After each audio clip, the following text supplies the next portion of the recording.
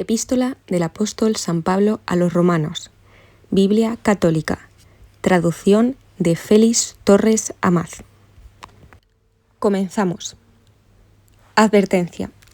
Aunque esta carta no es la primera que escribió el apóstol, se halla siempre en primer lugar en el orden que sigue la versión de la Vulgata, tal vez por la sublimidad de los misterios que comprende o por la preeminencia de la Iglesia de Roma a quien va dirigida.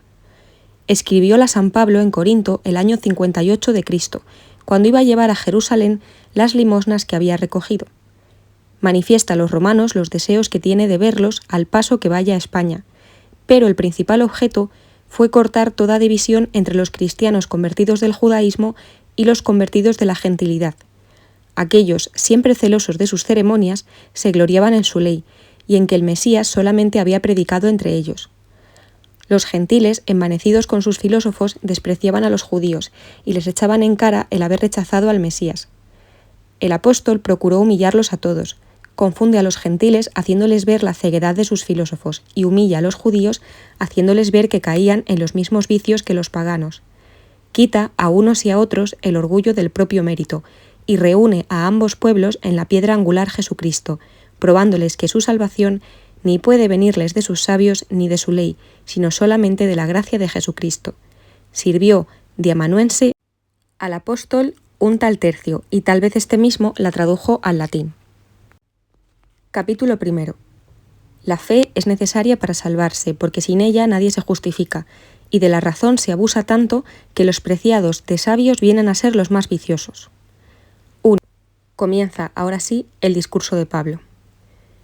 Pablo, siervo de Jesucristo, apóstol por vocación divina, escogido para predicar el Evangelio de Dios, Evangelio que el mismo Dios había prometido anteriormente por sus profetas en las Santas Escrituras, acerca de su Hijo Jesucristo nuestro Señor, que le nació según la carne del linaje de David, y que fue predestinado para ser Hijo de Dios con soberano poder, según el Espíritu de santificación por su resurrección de entre los muertos, por el cual nosotros hemos recibido la gracia y el apostolado para someter a la fe por la virtud de su nombre a todas las naciones, entre las cuales sois también contados vosotros, llamados a ella por Jesucristo. A todos aquellos que estáis en Roma, que sois amados de Dios y santos por vuestra vocación, gracia y paz de parte de Dios nuestro Padre y de nuestro Señor Jesucristo. Primeramente, yo doy gracias a mi Dios por medio de Jesucristo acerca de todos vosotros, de que vuestra fe es celebrada por todo el mundo. Dios, a quien sirvo con todo mi espíritu en la predicación del Evangelio de su Hijo, me es testigo de que continuamente hago memoria de vosotros, pidiéndole siempre en mis oraciones que si es de su voluntad, me abra finalmente algún camino favorable para ir a veros, porque tengo muchos deseos de ello, a fin de comunicaros alguna gracia espiritual con la que seáis fortalecidos. Quiero decir, para que hallándome entre vosotros podamos consolarnos mutuamente los unos a los otros, por medio de la fe que es común a vosotros y a mí. Mas no quiero, hermanos, que dejéis de saber que muchas veces he propuesto hacer este viaje para lograr también entre vosotros algún fruto, así como entre las demás naciones, pero hasta ahora no me ha sido posible. Deudor soy igualmente a griegos y a bárbaros, a sabios y a ignorantes. Así, por lo que a mí me toca, pronto estoy a predicar el Evangelio, también a los que vivís en Roma, que no me avergüenzo yo del Evangelio, siendo él, como es, la virtud de Dios para salvar a todos los que creen, a los judíos primeramente y después a los gentiles. Y en el Evangelio es en donde se nos ha revelado la justicia que viene de Dios, la cual nace de la fe, y se perfecciona en la fe, según aquello que está escrito: el justo vive por la fe. Se descubre también en él la ira de Dios que descargará del cielo sobre toda la impiedad e injusticia de aquellos hombres que tienen aprisionada injustamente la verdad de Dios, puesto que ellos han conocido claramente lo que se puede conocer de Dios, porque Dios se lo ha manifestado. En efecto, las perfecciones invisibles de Dios, aun su eterno poder y su divinidad, se han hecho visibles después de la creación del mundo, por el conocimiento que de ellas nos dan sus criaturas, y así tales hombres no tienen disculpa, porque habiendo conocido a Dios, no le glorificaron como a Dios, ni le dieron gracias, sino que, ensoberbecidos, devanearon en sus discursos, y quedó su insensato corazón lleno de tinieblas, y mientras que se jactaban de sabios, pararon en ser unos necios, hasta llegar a transferir a un simulacro en imagen de hombre corruptible, y a figuras de aves y de bestias cuadrúpedas y de serpientes, el honor debido solamente a Dios incorruptible o inmortal. Por lo cual, Dios los abandonó a los deseos de su depravado corazón, a los vicios de la impureza, en tanto grado que deshonraron ellos mismos sus propios cuerpos. Ellos que habían colocado la mentira en el lugar de la verdad de Dios, dando culto y sirviendo a las criaturas en lugar de adorar al Criador, solamente el cual es digno de ser bendito por todos los siglos. Amén. Por eso los entregó Dios a pasiones infames, pues sus mismas mujeres invirtieron el uso natural, en el que es contrario a la naturaleza. Del mismo modo, también los varones, desechado el uso natural de la hembra, se abrasaron en amores brutales de unos con otros, cometiendo torpezas nefandas varones con varones y recibiendo en sí mismos la paga merecida de su obcecación.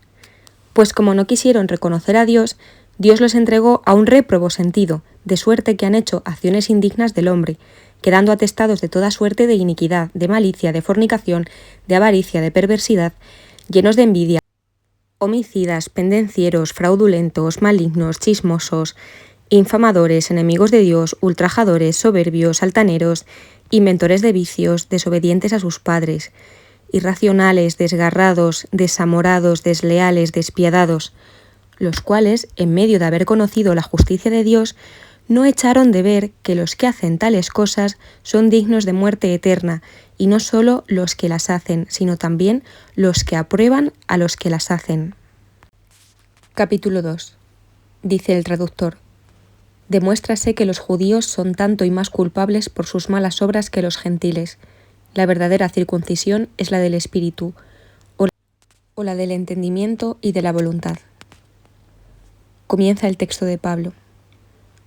Por donde tú eres inexcusable, oh hombre, quien quiera que seas, que te metes a condenar a los demás, pues en lo que condenas a otro te condenas a ti mismo, haciendo como haces tú, oh judío, aquellas mismas cosas que condenas. Sabemos que Dios condena según su verdad a los que cometen tales acciones. Tú, pues, oh hombre, que condenas a los que tales cosas hacen y no obstante las haces, ¿piensas acaso que podrás huir del juicio de Dios? ¿O desprecias tal vez las riquezas de su bondad y de su paciencia y largo sufrimiento? ¿No reparas que la bondad de Dios te está llamando a la penitencia? Tú, al contrario, con tu dureza y corazón impenitente, vas atesorándote ira y más ira para el día de la venganza y de la manifestación del justo juicio de Dios, el cual ha de pagar a cada uno según sus obras, dando la vida eterna a los que por medio de la perseverancia en las buenas obras aspiran a la gloria, al honor y a la inmortalidad, y derramando su cólera y su indignación sobre los espíritus porfiados que no se rinden a la verdad sino que abrazan la injusticia. Así que tribulación y angustias aguardan sin remedio al alma de todo hombre que obra mal, del judío primeramente y después del griego, porque para con Dios no hay acepción de personas. Y así todos los que pecaron sin tener ley escrita perecerán sin ser juzgados por ella, mas todos los que pecaron teniéndola, por ella serán juzgados, que no son justos delante de Dios los que oyen la ley, sino los que la cumplen. Esos son los que serán justificados. En efecto, cuando los gentiles que no tienen ley escrita hacen por razón natural lo que manda la ley, estos tales, no teniendo ley, son para sí mismos ley viva, y ellos hacen ver que lo que la ley ordena está escrito en sus corazones, como se lo atestigua su propia conciencia, y las diferentes reflexiones que allá en su interior ya los acusan, ya los defienden. Como se verá en aquel día en que Dios juzgará los secretos de los hombres por medio de Jesucristo, según la doctrina de mi Evangelio. Mas tú, que te precias del renombre de judío y tienes puesta tu confianza en la ley y te glorías de adorar a Dios, y conoces su voluntad y amaestrado por la ley disciernes lo que es mejor, tú te jactas de ser guía de ciegos, luz de los que están a oscuras, preceptor de gente ruda, maestro de niños o recién convertidos, como quien tiene la ley de Moisés, como quien tiene en la ley de Moisés la pauta de la ciencia y de la verdad.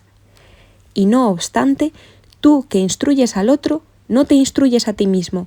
Tú que predicas que no es lícito hurtar, hurtas. Tú que dices que no se ha de cometer adulterio, lo cometes. Tú que abominas de los ídolos, eres sacrílego adorador suyo. Tú, en fin, que te glorías en la ley, con la violación de la misma ley deshonras a Dios. Vosotros los judíos sois la causa, como dice la Escritura, de que sea blasfemado el nombre de Dios entre los gentiles.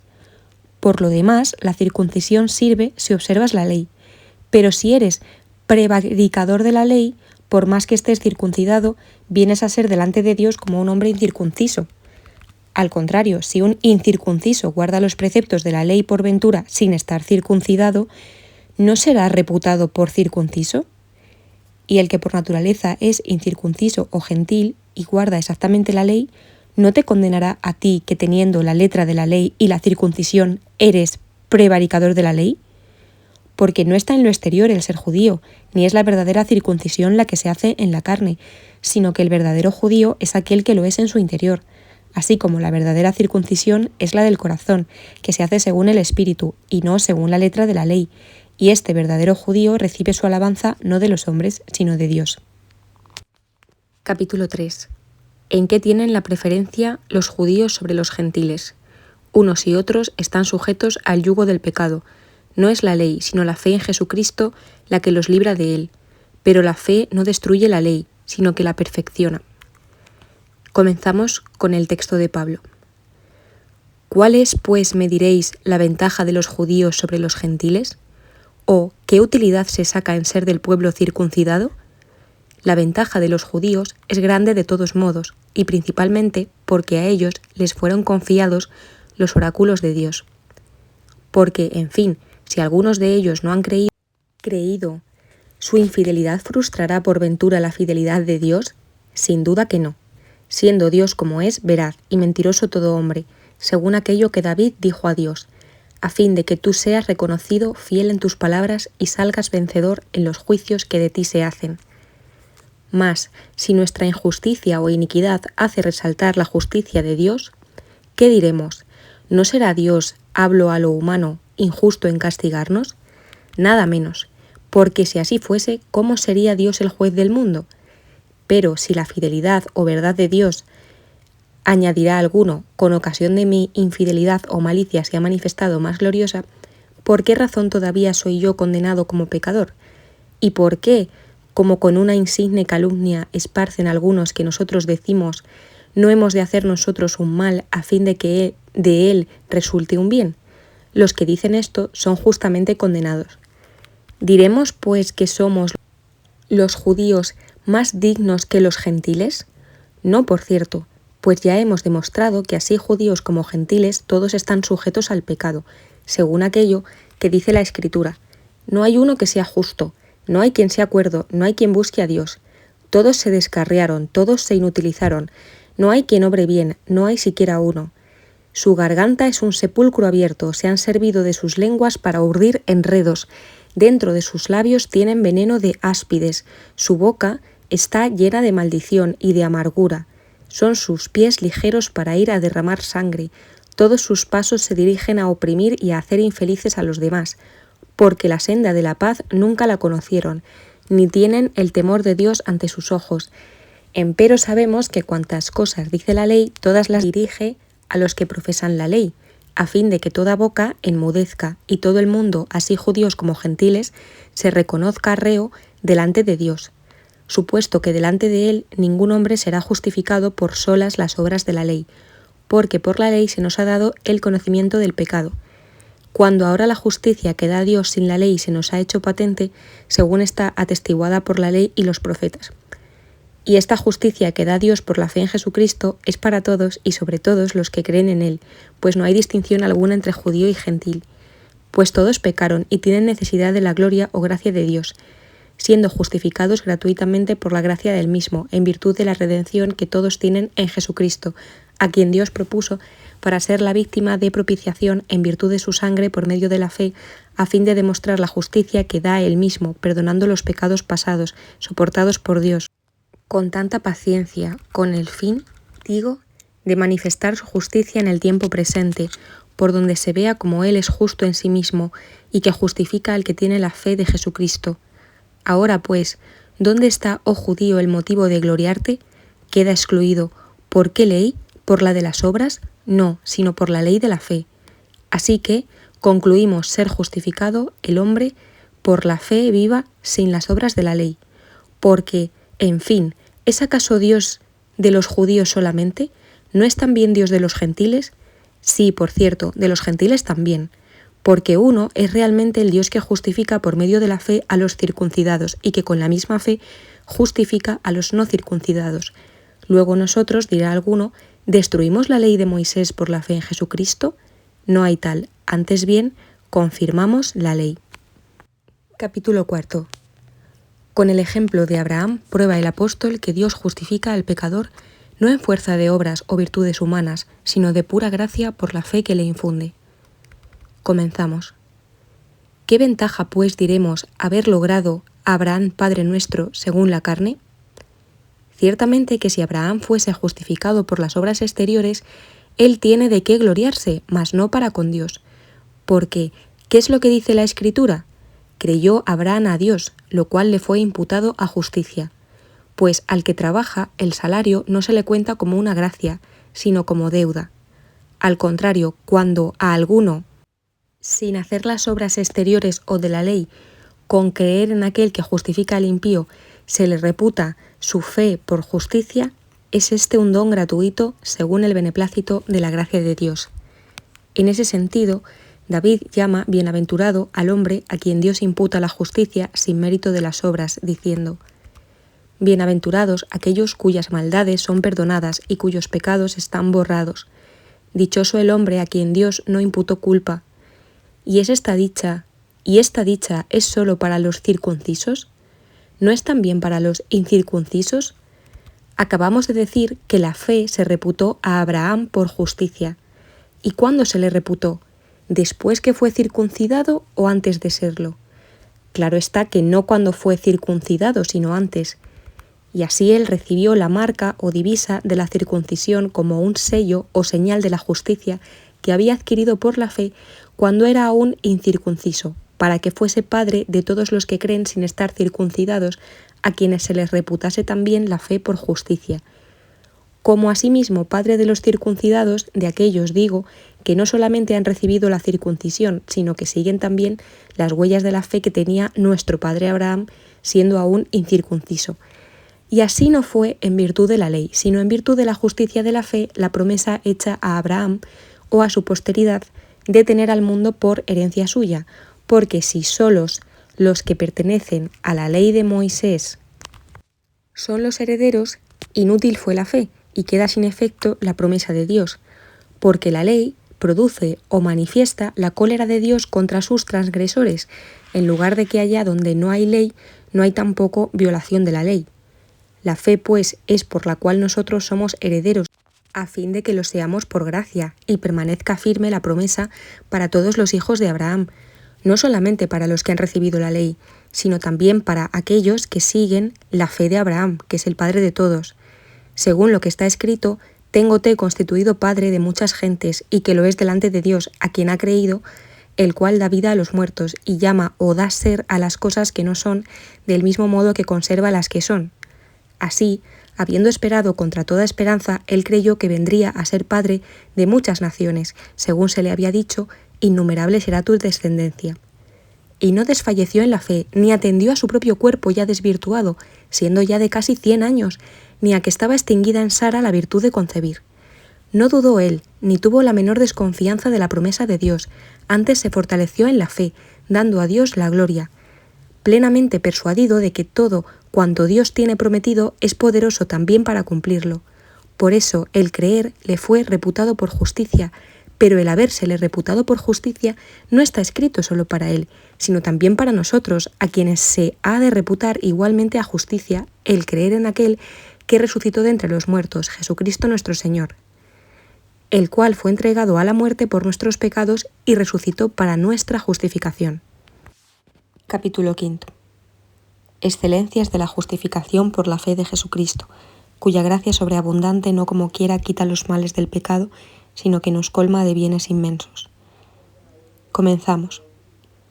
Justificados pues por la fe, mantengamos la paz con Dios mediante nuestro Señor Jesucristo, por el cual asimismo, en virtud de la fe, tenemos cabida en esta gracia, en la cual permanecemos firmes y nos gloriamos esperando la gloria de los hijos de Dios. Ni nos gloriamos solamente en esto, sino también en las tribulaciones, sabiendo que la tribulación ejercita la paciencia. La paciencia sirve a la prueba de nuestra fe, y la prueba produce la esperanza. esperanza que no burla, porque la caridad de Dios ha sido derramada en nuestros corazones por medio del Espíritu Santo que se nos ha dado. Porque, ¿de dónde nace que Cristo, estando nosotros todavía enfermos del pecado, al tiempo señalado murió por los impíos? A la verdad apenas hay quien quisiese morir por un justo, tal vez se hallaría quien tuviese valor de dar su vida por un bienhechor. Pero lo que hace brillar más la caridad de Dios hacia nosotros es que entonces mismo, cuando éramos aún pecadores o enemigos suyos, fue cuando al tiempo señalado murió Cristo por nosotros. Luego es claro que ahora, mucho más estando justificados por su sangre, nos salvaremos por él de la ira de Dios, que si cuando éramos enemigos de Dios fuimos reconciliados con él por la muerte de su Hijo, mucho más, estando ya reconciliados, nos salvará por él mismo resucitado y vivo. Y no tan solo eso, sino que también nos gloriamos en Dios por nuestro Señor Jesucristo, por cuyo medio hemos obtenido ahora la reconciliación. Por tanto, así como por un solo hombre entró el pecado en este mundo, y por el pecado la muerte, así también la muerte se fue propagando en todos los hombres, por aquel solo Adán en quien todos pecaron. Así que el pecado ha estado siempre en el mundo hasta el tiempo de la ley, mas como entonces no había ley escrita, el pecado no se imputaba como transgresión de ella. Con todo eso, la muerte reinó desde Adán hasta Moisés, aun sobre aquellos que no pecaron con una transgresión de la ley de Dios semejante a la de Adán, el cual es figura del segundo Adán que había de venir. Pero no ha sucedido en la gracia, así como en el pecado, porque si por el pecado de uno solo murieron muchos, mucho más copiosamente se ha derramado sobre muchos la misericordia y el don de Dios, por la gracia de un solo hombre que es Jesucristo. Ni pasa lo mismo en este don de la gracia que lo que vemos en el pecado, porque nosotros hemos sido condenados en el juicio de Dios por un solo pecado, en lugar de que somos justificados por la gracia después de muchos pecados.